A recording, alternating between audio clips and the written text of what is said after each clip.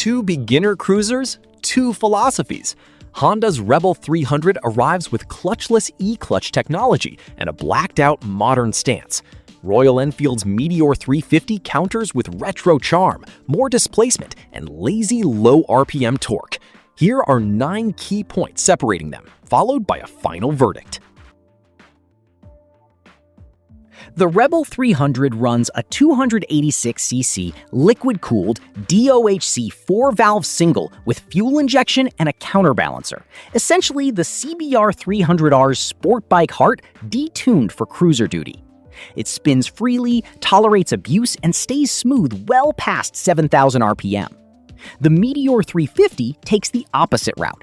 Its 349cc air and oil-cooled SOHC 2-valve single, part of Royal Enfield's J platform shared with the Classic and Hunter 350, is long stroke, deliberately understressed, and tuned for low-end grunt rather than revs. A balancer shaft keeps the worst vibration in check, but the character is unmistakably vintage, a soft, thudding pulse rather than a turbine hum. Neither engine is objectively better, they simply deliver two different definitions of cruiser. On paper, the Honda wins the horsepower column. The Rebel 300 produces roughly 27 horsepower at 8,500 RPM and about 20 pound-feet of torque at 7,750 RPM. Peaky numbers that reward riders willing to use the tachometer's upper half. The Meteor 350 claims around 20 horsepower at 6,100 RPM and roughly 20 pound-feet at just 4,000 RPM. Independent dyno testing has recorded lower real-world figures, closer to 18 horsepower and 18 pound-feet, but the delivery matters more than the peak. The Enfield puts the majority of its torque on tap barely above idle. In practice, the Meteor feels stronger from a stoplight and more relaxed at 45 miles per hour. The Rebel pulls harder once you commit to third gear and beyond, and it has a meaningfully higher ceiling on a freeway on-ramp. This is the Rebel's headline story for 2026. Honda has made e-clutch standard on the Rebel 300, the technology having debuted on the CB650R and CBR 650R. The system automatically actuates the clutch, so a new rider shifts with the left foot alone and never stalls at a light. Grab the lever manually, and the system steps aside for 5 seconds, then re-engages. It also doubles as a quick shifter for clutchless full-throttle upshifts, so it isn't purely a training aid. The Meteor 350 offers a conventional cable clutch and a 5-speed gearbox. Pleasantly light, but with a longer, more agricultural throw, and one fewer ratio than the Honda's 6-speed. For an anxious first-time rider, the gap here is enormous. Both bikes use a tubular steel frame, a 41mm telescopic fork, and twin rear shocks, traditional cruiser hardware competently executed. The difference is travel.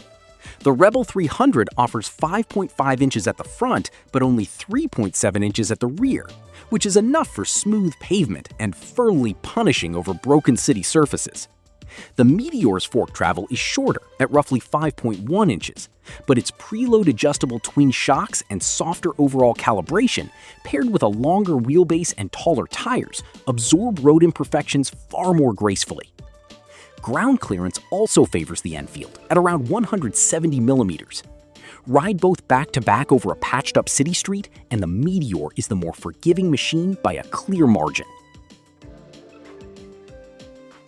Honda fits fat 16-inch wheels front and rear with a 130-section front tire and 150-section rear, plus a 296mm front disc, 240mm rear disc, and standard ABS. The result is a low, planted, dragster-like stance and quick, light steering that flatters inexperienced riders in parking lots.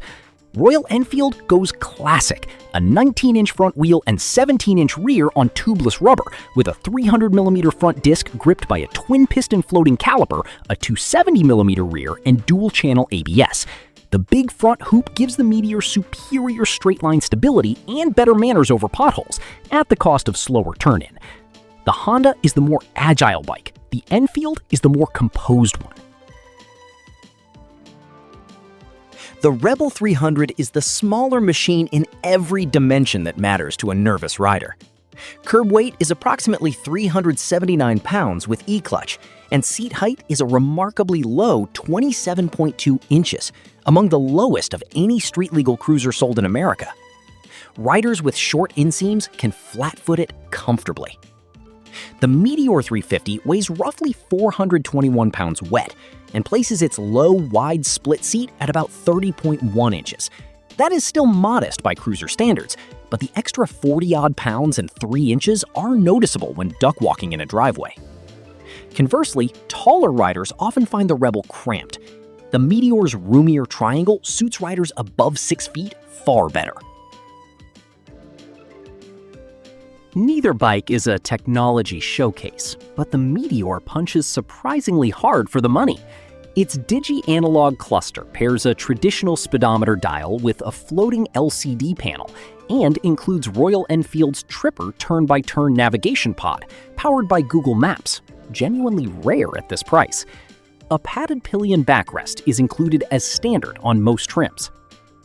The Rebel 300 counters with a single-round negative LCD display, full LED lighting, and a clean, minimalistic cockpit designed as a canvas for Honda's extensive accessory catalog. There is no navigation, no fuel gauge sophistication, and no connectivity. The Honda's real technology story lives in the clutch, not the dashboard. Range separates these two more decisively than most buyers expect. The Rebel 300 carries just under 3 gallons, 11.2 liters. Even at an easy 65+ miles per gallon, that means realistic fuel stops around the 170 to 190 mile mark, with the low bars and minimal wind protection making longer stints unappealing anyway. The Meteor 350 holds a full 4 gallons, 15 liters, and returns comparable efficiency, pushing usable range comfortably past 200 miles. Add the backrest, the taller seating position, the plusher suspension, and the willing low RPM torque, and the Enfield is the far better companion for a weekend interstate escape, provided you accept a cruising speed nearer 65 than 80 miles per hour. Pricing is close enough to be decided by the fine print.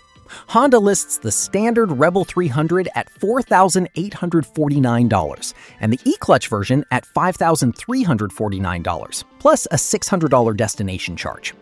Royal Enfield asks $4,899. Warranty is where the gap opens. Royal Enfield backs the Meteor with a 3-year unlimited mileage warranty and roadside assistance, dramatically better coverage than Honda's standard 1-year term. Working against Enfield are dealer density and long-term reliability reputation, both areas where Honda's network and track record remain unmatched in this segment.